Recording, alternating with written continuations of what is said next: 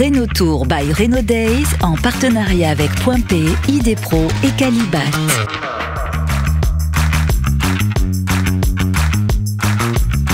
Alors la French PropTech, c'est effectivement déjà une association nationale et elle a la particularité d'être animée et organisée en ambassade régionale.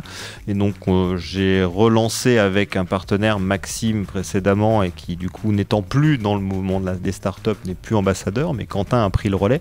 On a relancé cette ambassade il y a un an, qui avait jamais réellement existé dans les Hauts-de-France, avec comme objectif justement ici spécifiquement de capitaliser sur l'écosystème hyper riche des Hauts-de-France, autour de la métropole lilloise notamment, avec le premier incubateur de France qui est Euratechnologies, et avec un écosystème immobilier de la ville, de la rénovation, qui est effervescent. Il se passe plein de choses. Donc notre objectif, c'est par quelque part le plus petit maillon de la chaîne, la start-up, de favoriser les rencontres, la création de liens dans l'écosystème, la confiance, et débloquer rapidement des projets et créer de la valeur.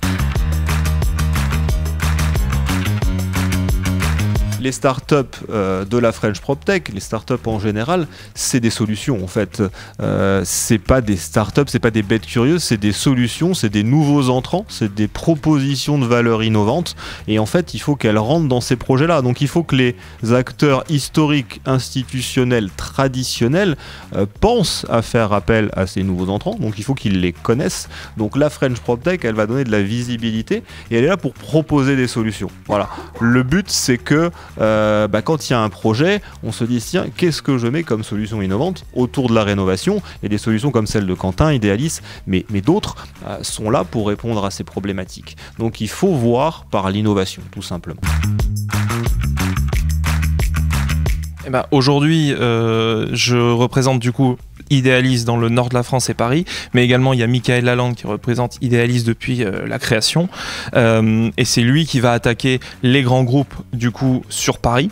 Et comment on accède aux grands groupes? C'est tout simplement en faisant des tests, en testant la solution afin de tout simplement déployer ça de manière à faire des accords cadres nationaux avec les grands groupes. Alors, la solution Idealis apporte vraiment en fait, Idealis, c'est un opérateur de bâtiments connectés, permet d'avoir une hypervision technique de bâtiments. Donc, ça va apporter à la fois des indicateurs sur l'aspect technique du bâtiment, donc de la consommation énergétique, et de l'aspect technique purement des consignes de chauffage, pouvoir faire des économies d'énergie à l'échelle des bâtiments relatives aux décrets BACS et décrets tertiaires.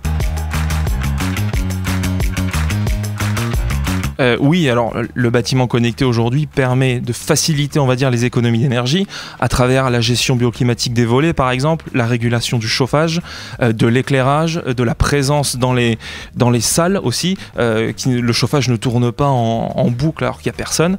Voilà, toutes ces choses-là vont permettre d'avoir des économies d'échelle en fait. Donc il n'y a pas vraiment une réelle économie.